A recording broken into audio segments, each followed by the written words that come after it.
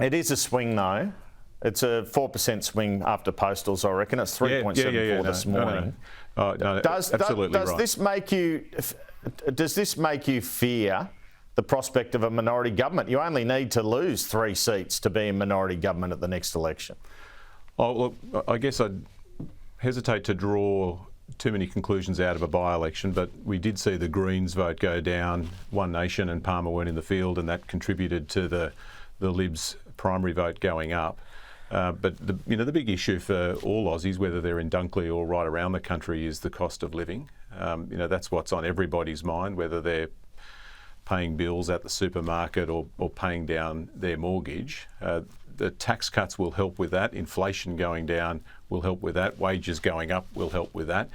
But we're very conscious that that's the big issue that Aussies face right now. So you're ready to tackle it in the budget, perhaps? That's how you get the government back in an election-winning position.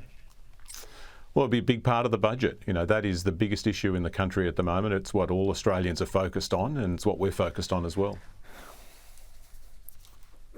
Did the stage 3 backflip turn this in your favour? Well, I think the tax cuts are supported by Aussies right across the country. 13 million Aussies will get a tax cut out of this. 80-odd% of Australians will get a bigger tax cut.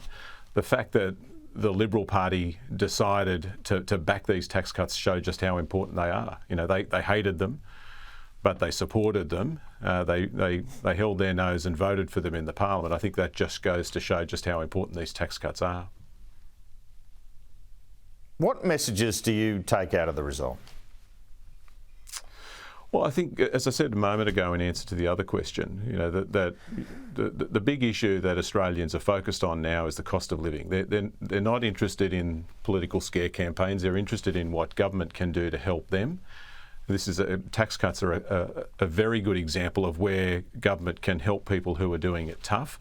If you're on, say, $90,000 a year, then this means a tax cut of about $2,000, almost $2,000 to you from the 1st of July. That makes a real difference, makes real help for Australians on an income of $90,000, for example, but it means that all Australians who pay tax will get a tax cut.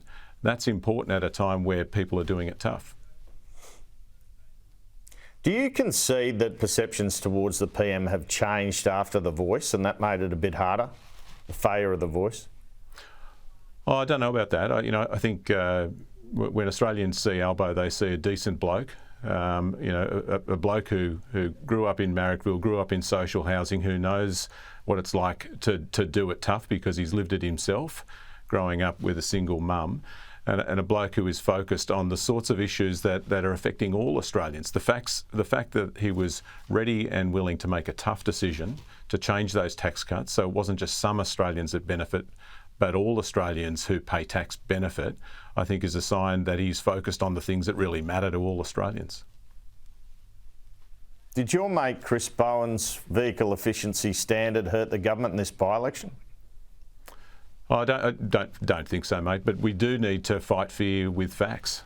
The fact is that these changes have been implemented in the United States, in Europe, even in Saudi Arabia, and you haven't seen prices go up.